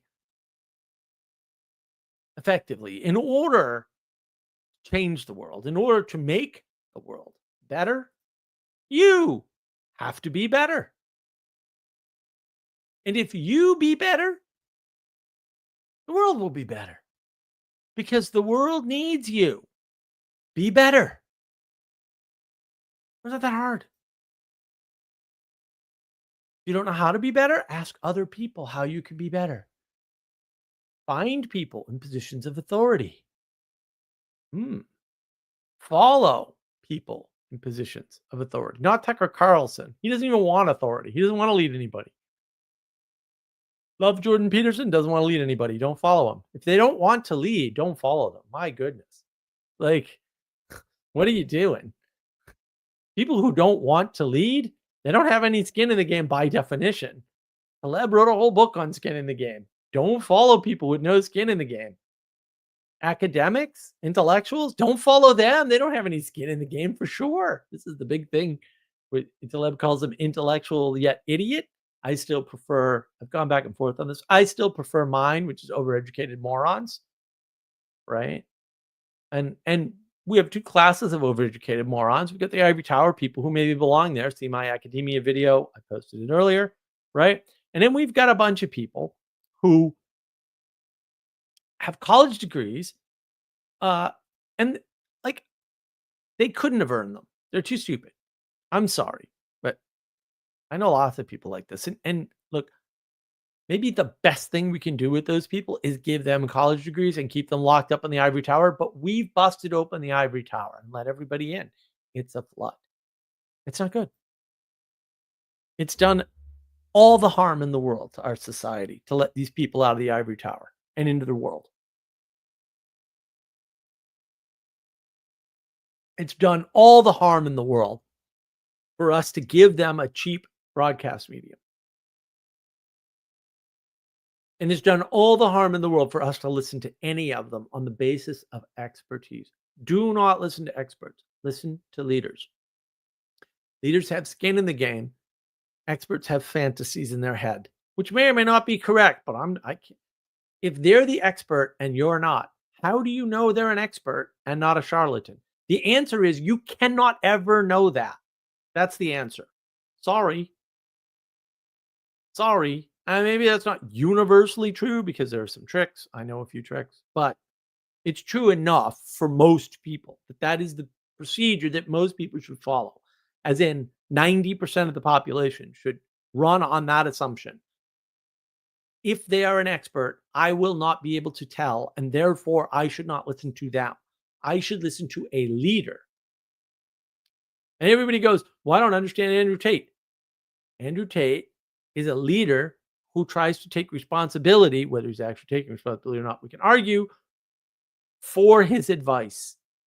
And he does not pretend to be an expert. Right. And then the people who like to worship knowledge or propositional knowledge as such follow experts and they go, well, we don't understand why you're following. I do. Okay. If you don't understand why people follow Andrew Tate, you're the idiot here. I hate to break it to you, but like, I don't know what to tell you. It's obvious. It's obvious why that happens. And the fact that you're not observing that means you have poor attention or poor awareness or poor intelligence, or maybe all three. I don't know. Maybe you just can't observe the world well. I don't know. But you should get that looked at. Like you should get people to help you with that because you're not good at it. If people are doing something and you don't understand it, you're the moron. That's how that works. I hate to break it to you. It's not them. It's you. Jordan Peterson. If it's all the women, it's not the women. Right. If it's all the people, it's not the people. Right. If it's the small number of people going, we don't understand why this large number of people is doing the thing. The small number of people are the morons. Right. The Pareto principle. 10% that doesn't understand anything at all. Right. And then there's the 80% of the people that think they're smarter than they are. Right. And then there's 10% of the people that are really, really smart and think everybody else is really, really smart because it's all they see around them. Right. That's in my animation video, by the way. You should check it out. It's rather good. You have to infer the other two parts because I didn't put them in there because, quite honestly, I didn't think that would be necessary. I have since rethought that and said, man, maybe I should do that again and sort of like make it a little more clear because apparently some people didn't get it somehow.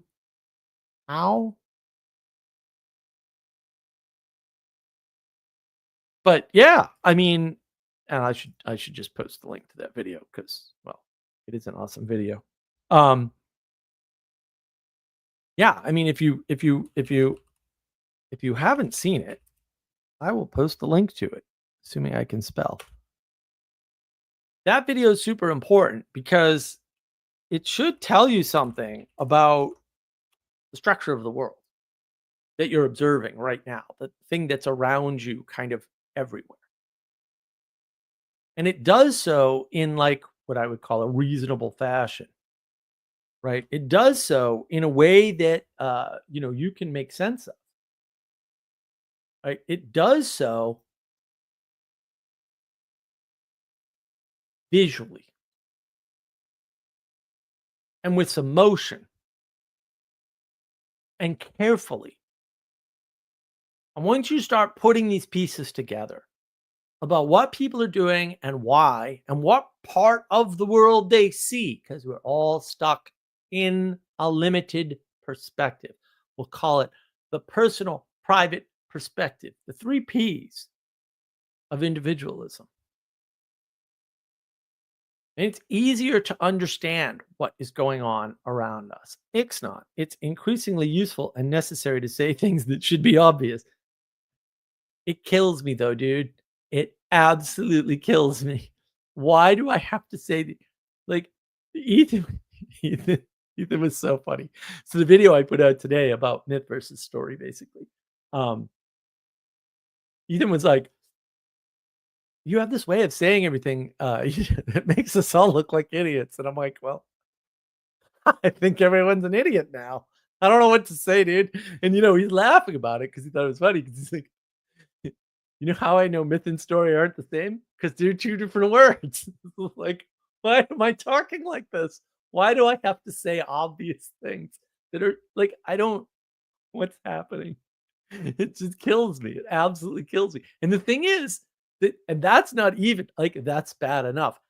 It freaking works. I'm like, why does that even work? What is going on? Why does it work to point out something that, like, what did we do to people? How did we destroy their attention and their awareness and their ability to rationalize so badly that me making a statement like that actually functions in the world, right? People should be like going, are you okay? But no, they're going, aha, I've had a realization. And I'm just like, you gotta be kidding me. I mean, I'm glad I mean, I guess I should be grateful that it works, but like, what is happening? Why would that work? Yes, they're 2 different words because they developed from 2 different concepts. Of course. What do you think all the words are the same? Like, I don't, what's the alternative here? Have we thought this through at all? No, we haven't. Okay. It's the flood of literacy, which I also have video on, right? Flood of literacy and the lack of comprehension. Maybe I should do more on that. If you want to see more on that, let me know. Uh, I'd have to think about what angle to go with. Ethan had a really good idea for another animation. I really want to do the other animation, but uh, I don't think, given Castle's last experience, he's going to help me with animations anymore. So, I'm going to try to fix that, but I don't know if I can. Did you know an animator who works for free? Let me know, because we got another animation that I'd love to do on hierarchy. That would be really cool, actually. Yeah, that would be cool. Ethan has really good ideas. I did steal a bit here from RJ and from Sally Joe for today's little thing, as always. Oh, look at this. Look at this. Yes. Ethan confirms that Castle did a phenomenal job. Yeah, he really did. Um, yeah, it's good when you can work with, I mean, it took a few rounds. These people who do creative things, when you describe very exactly and precisely what you want, they can't do that. And that's how you know they're good creatives. It's like, can you just like do this and this and they never do. They never follow the procedures as given. Ever. And then you have to fight with them for a while until they have a way of understanding it. That's how you know somebody who's actually creative, right? Creative people can't follow procedures to save their ever-loving souls. Um, and people that can follow procedures generally can't be creative. Not 100%, but it's like 90%. So just to let you know, it's A or B for the most part. And you're not the special one. So just don't even. Just realize, yeah, you're special in the same way the 80% is special. You're not special in the way the 10% on the top or the bottom is special. I'm sorry, but you're not, because you're not here watching this. And if you are, you're agreeing with me. It's a filter. It's a perfect filter. There are perfect filters in the world. You should know what they are. You probably don't. I feel very sad. I wish I could. I wish I could fix. I just wish I could fix all this, and I so can't. I'm doing my best. I'm doing what I can do. And I appreciate the team. Like, this is all, like I said earlier, team effort. Like, Sally Joe contributed a lot to the statement, especially the mini mob thing. That was just a refinement of something Sally Joe was pointing out that I had missed. Yeah, and guys like Castle do yeoman's work, literally, on the ship, to help make me look good, and Sarah behind the scenes doing all kinds of editing work on the videos now, and all the little banners you see, that's all Sarah's work. She's very creative. Um, and she works with Sally behind the scenes. I don't know what they're doing. They're off secretly collaborating without telling me. Um, and it all works out beautifully. Ah, hidden collaboration, creating beauty. Huh, weird. Weird. I bet if you revealed that, you'd destroy it. Forbidden knowledge for the win. Just like Plato said. Plato said that in the Republic. Weird. That's weird. So we've had this answer all along, and we gave it up to somehow believe that Plato's cave was an allegory about the individual breaking free from the hierarchy, when it says the exact opposite of that. How weird. It's almost like the expert academics led us astray. Huh. Almost as if. And they're busy going, oh, yeah, there's philosophy by Nietzsche. Nietzsche had a terrible life that ended horribly. Why would you follow anything he said? Like, you're exemplifying failure, you moron. Oh, what about Heidegger? Oh, the Nazi guy. Yeah, oh, he did much. Oh, what about Immanuel Kant? What are you talking about? These people are nightmares. Don't follow them. Good Lord. What are you thinking? Like, have you ever had a good thought? My goodness. What is happening? Any so-called philosopher past Aristotle? No, there aren't any. There are none. How's that? Let's start there. Start with that assumption. I think they had a good idea. 3-year-olds have good ideas. I'm not impressed by good ideas. I'm sorry. It's just not going to happen. And we're stuck with all these observations. Yeah, oh, great idea. Great idea. What was in the foxholes in the Great War throughout so-called episode 1 and episode 2 of the Great War? What was in the German foxholes? Anybody? Anybody know? Thus spake Zarathustra by Nietzsche. That's what was in the German foxholes. How interesting. That wasn't a hint, huh? No clue. No, nobody's cluing in on this at all. None. Zero. Choo-choo. Those are the experts. Well, if those are your experts, I got news for you. Not only should you not listen to them, but maybe Stalin did nothing wrong. That's all I'm saying there. At least with respect to who he lined up and shot first. Actually, Lenin shot most of those guys first, and Trotsky. They weren't stupid. They knew what they were doing. Although Stalin was much smarter than Lenin. That's why he won in the end. Lenin told everybody, don't let Stalin get in charge. It didn't work, did it, Lenin? Moron. Lenin killed as many people as anybody else did for the time that he was in power. Right. So you expand it over time, number of people killed per year, it's all the same. Right. You ever notice? No one ever tells you that, do they? No.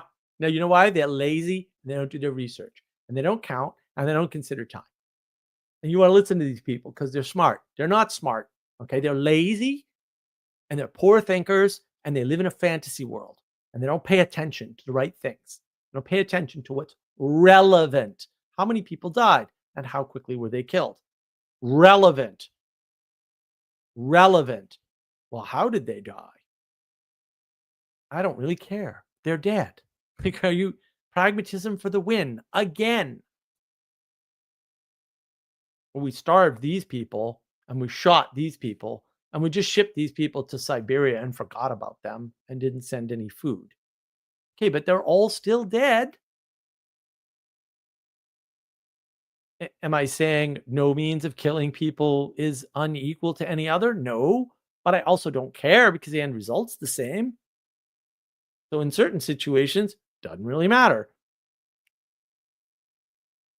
You know, you gave somebody an embolism. Okay, maybe that's a little on the cruel side. It's also a slow way to kill somebody in terms of can't kill a lot of people that way very quickly, right? Oh, yeah, maybe that matters at the scale of a person. It doesn't matter at the mass scale because you can't execute it at the mass scale, can you? Hmm. Hmm. See, all these things are different. All these observations are important. Where you put your attention matters because it determines how you're valuing the world. Maybe you value genocide A and ignore all the other genocides. Armenian genocide, anyone? Yeah, there's still a dust up over the Young Turks. Like, where do you get off bragging about being Young Turks? In the same way they, oh, we've got the hammer and sickle, and that's our are you mad? Like they were the bad guys too. That's what the Cold War was. We're still fighting the leftists. We don't care what kind of leftism you have. If you're fascist far leftist or if you're communist far leftist, you're still far leftist. The results are still horrible. There's still the trick of socialism involved, which I have a video on, by the way. Watch that video if you don't believe me about socialism. Socialism is just a trick. It's a cheap trick, too, that you got played if you fell for that trick. Played. It's such an obvious trick, too. It's like lie by omission. It's a fantastic way to lie. And that's the thing. If you're in the 80% and you are in the 80%, I'm sorry. Yeah, you're not going to catch a trick like that. You're not gonna. We all fall for a bunch of tricks. It's just the way it is. All right. I don't see any new engagement in my live stream, and no one seems to want to jump in and say hi, which is disappointing me. So I'm going to take some more tea. And if no one has any questions and no one wants to come in and engage, then,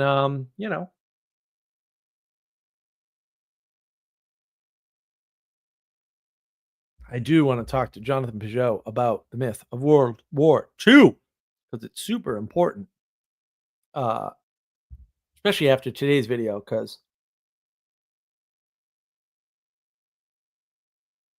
that video sort of outlines the flat versions of the myths that came afterwards and why that's important. And Ixnat, we all fall for tricks. See Penn and Teller. I saw Penn and Teller. It was lovely. I got to tell you, though, uh, Penn was much more angry than the first time I saw him, which was quite a number of years ago. But like, I could feel the tension and his anger and upsettedness on stage. And the interesting thing was too, like they had a couple of botched tricks because the audience was retarded. I mean that technically, they were really stupid. And he was very frustrated by that because, of course, it kind of wrecked the show.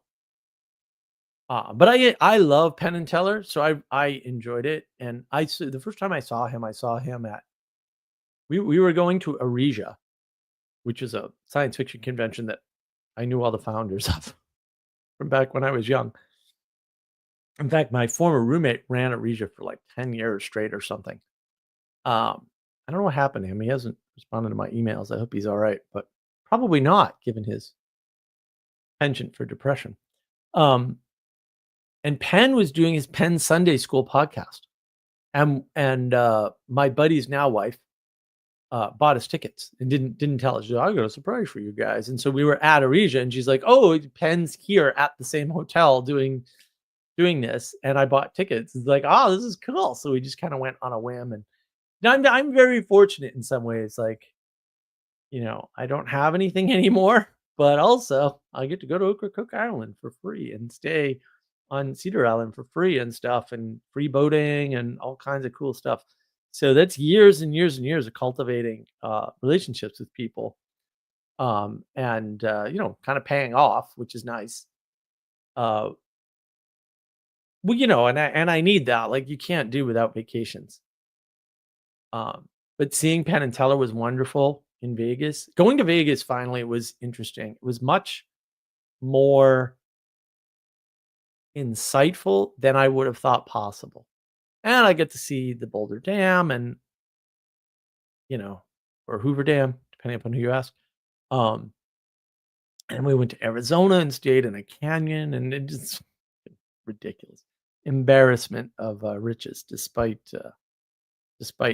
abject financial ruin. Ethan, Penn was one of the guys that encouraged my atheism. Well, yeah, you know, it's too bad because that rationality done by charlatans, by tricksters, because they should be re-enchanting the world, and they are, but they're cynical about it and they're skeptical about it because they know how to mechanically reproduce it. And that is so damaging.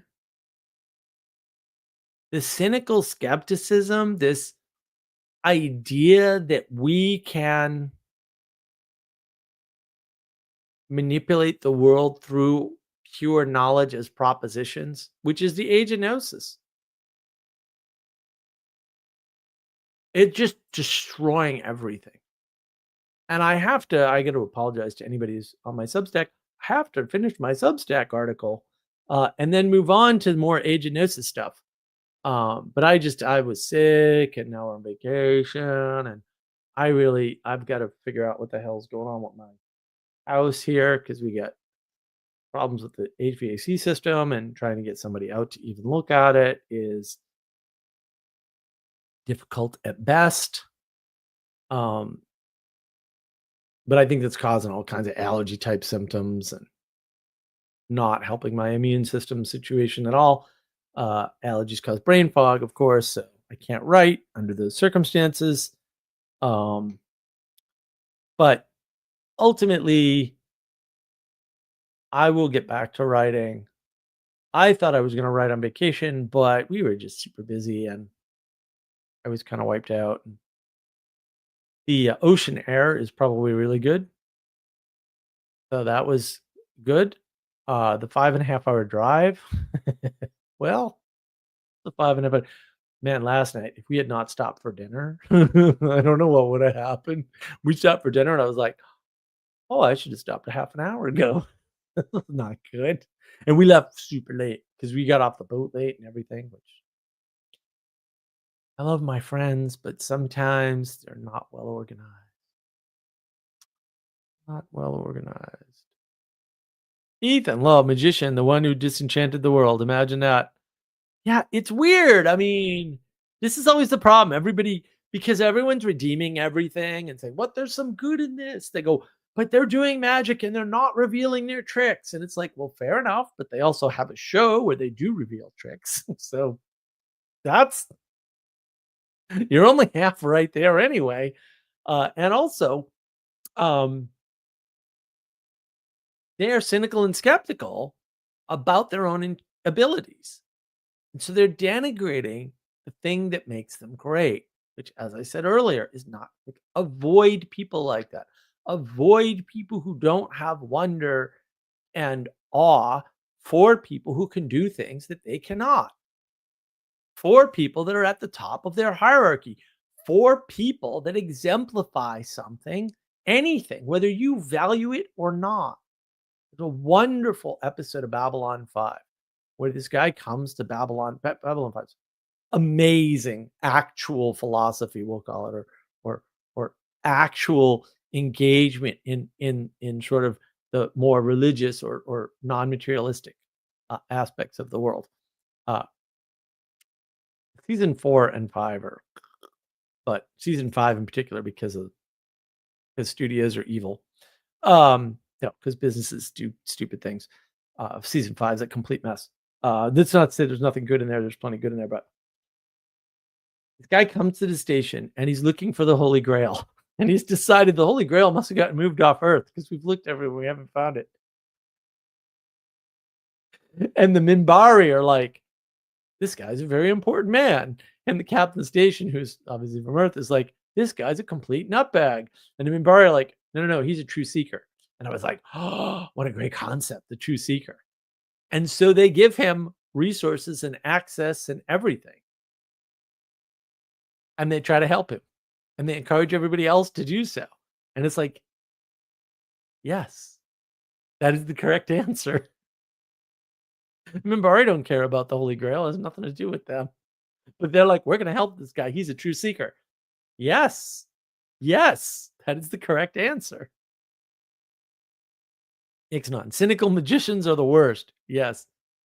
See, Saruman. Yes. This is what bothers me. These patterns are everywhere. Like, you engage with these half-wits. And maybe they're not even half-wits. Maybe they're nitwits. Maybe they're on the bottom end of that 80% curve that I show in my animation that I did put up earlier. And they start, like, talking about things, and I'm like, bro, did you see Andromeda? Did you watch Babylon 5? Have you seen Blake 7? Like, this stuff is covered in sci-fi. I don't understand why this is a confusing question that you have. It's already been answered. Like, I get it. You don't like the answer because you're a science guy and you're stupid. But, like, have the answer even if you don't like it. And again, I may not like the guy that's searching for the Holy Grail, or I might not like the idea that someone's searching for the Holy Grail. I might find it stupid, but I can honor it. Right. You can honor somebody else's work and effort. You can pay homage to their value. As long as you're all under the same highest value structure. Interesting thing about Babylon 5 is it's written by an avowed atheist.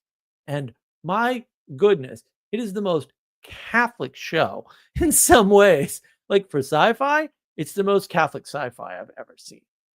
And maybe I haven't seen all the sci-fi, fair enough, but, like, it's pretty bad. It's all over the place. He draws on a lot of those themes. And he's fairly positive towards that aspect. In fact, it plays a major role in some of the episodes. So, what is this? Ixnat. I hadn't heard of Blake 7 before I started following this channel. All right, listen. Okay.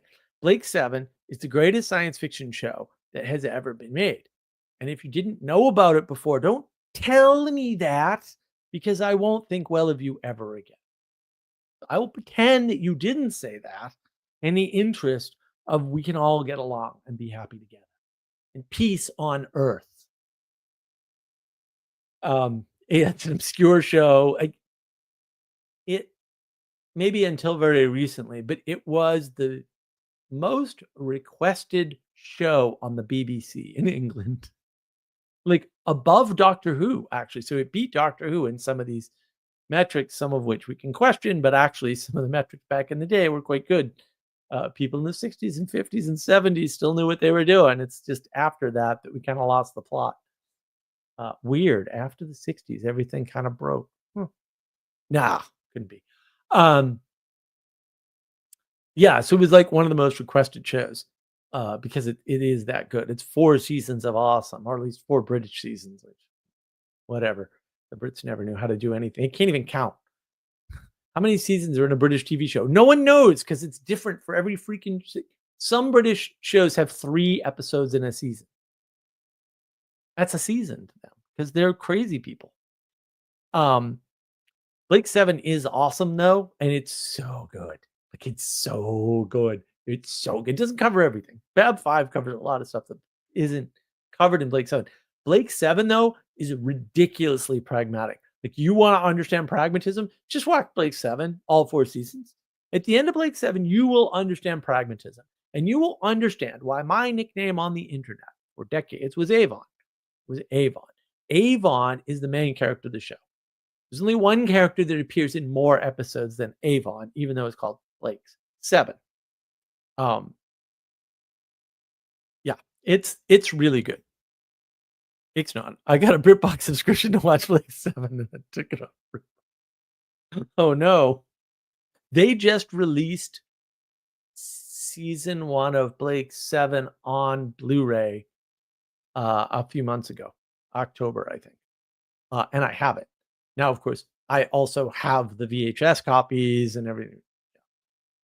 They used to play it on PBS, which is how I found it sort of originally. Sally Joe, it's better that way. The end is horrible. No, the end is not horrible. The end is awesome. Fun show, but depressing ending. The ending is interesting. That is for sure. I don't think the ending is depressing. I think it's all part of a very interesting way of seeing the world and pragmatism and the inevitability of hierarchy. Like, you have to understand the inevitability of hierarchy. That's super important. We could analyze the end of Blake 7 someday. That'd be interesting. I could analyze the whole thing anytime. I've seen it many times. It's okay, it can blow your mind. So until maybe, depending upon how you cut these things, until Breaking Bad, the best TV serial show was what I would call a half season. Of course, they call it a full season. Called The Prisoner, which is another British show, which was done by Patrick McGoohan. Patrick McGoohan was Danger Man or Secret Agent Man, depending upon if you were in the UK or in the US. And I have been trying for years and finally got around to watching all of Danger Man. Because apparently there's some lead up to The Prisoner in Danger Man. I saw an episode the other day. It was shot for shot of the opening of The Prisoner. I'm like, this is the opening of The Prisoner. It's not thematically, it's not. It's not the same characters or anything, but like, one car pulls up, another car pulls up behind it. That whole thing, great. And actually, there's a band, a small band in Boston. I saw them once at an event. Life is very strange sometimes. My buddy's, among other things, a musician. He used to have a band. He brought me to this event, and these guys called Do Not Forsake Me, Oh My Darling, which is the name of one of the Prisoner episodes, were there. They did a shot-for-shot remake video in one of their songs of the opening of The Prisoner. That's how, like, this is all underground stuff, though. And, of course, the other thing you need to watch, if you watch Babylon 5 in particular, is Crusade, which is a half season. But, oh, man. I mean, people talk about they talk about some of these other shows. Now I can't remember the name of it. But Crusade as a half a season is phenomenally good. So good. So very, very good. And there's all these little Easter eggs. And another show that's like that too. You can watch, which is how you can kind of, if you really want to understand Western Buddhism, you can watch Kung Fu, the original Kung Fu. And you can really get a sense for the difference between Western Buddhism and Eastern Buddhism from that show. There was a follow-on to that show in, I think, the early 90s, called Kung Fu: The Legend Continues. And they had so much fun making that. There's an episode in there where they grab all the old stars from the spy shows, and they're all in the episode, and it's freaking hilarious if you know all the references, which, if you haven't seen the original UK Avengers and you haven't seen the Equalizer, the 80s Equalizer, right? And you haven't seen what's the other one? The Man from U.N.C.L.E., I think. There's so many good shows back in the in the 60s and 70s. If you haven't seen those shows, you won't necessarily recognize who the characters are. It's so good. It's so good. It's like all these mixed references to TV shows that are all in the same genre with different famous actors in them. So yeah, the Kung Fu Legend Continues is a lot of fun. I don't know. Maybe I've seen all of those episodes too. That was good. Yeah, it like if you haven't seen the original Avengers TV show with Emma Peel, Diana Rigg is Emma Peel. Whew, whew, that's a tough one. Um, if you haven't seen that, and then you saw Austin Powers, the first one, The Spy Who Shagged Me, it's 100 times funnier if you've seen the Avengers. At least. At least. It's very, very good. Yeah, yeah. Ixnot. Kind of like Flannery O'Connor short stories. Yeah, well, I don't know. We'll find out. We gotta. Oh yeah, I gotta do that reading at some point. Oh, my problem is I got a book club coming up again. Well, at least we're halfway through 12 Rules for Life. Thank goodness. Although I have been warned that 12 Rules for Life is going to get worse on me somehow. I don't know if I believe it, but it could. So yeah, join me on Sunday for the 12 Rules for Life book club. If you can, put your questions in the live chat, or if you're on the Mark of Wisdom Discord, you can hop in with the link and join us live on camera if you're willing. I hope it'll be more than just Castle and I, but if that's all it is, that's all it is. I do most of the talking anyway, so it's not a big deal. All right, guys, I do not know what next week's stream is going to be about. I didn't know what today's stream was going to be about until like 11 a.m. this morning. So these things happen. But if you've got suggestions, put them in the comments. Or better yet, leave them on the Mark of Wisdom Discord server somewhere on the Navigating Patterns channel. And I will consider them. And we'll see. We'll see where we go next week. I will not be on vacation, so I should be busily working away to catch up on things like videos. Did not get the chance to record a video for this upcoming week yet. We don't have anything in the pipeline, but I will probably do one tomorrow. So I'll get one out this week. Maybe two if we're lucky. We'll see how much energy I have. Hopefully more since I got back from vacation, but I don't know how these things are going to go. So we'll try to get some more content out there for y'all, and we're working on some shorts, and we're looking for an animator still. Somebody wants to do some animation, that would be great. And look, have a good week, everybody. Thanks for joining. Join in next week, and remember, the world needs you. Be better, right? And that'll make the world better. And that's all you need to do. You don't have to get sophisticated about it. You don't have to solve politics or war in Ukraine or any of that stuff. It's not required. Take care of yourselves and take care of people around you. Have a lovely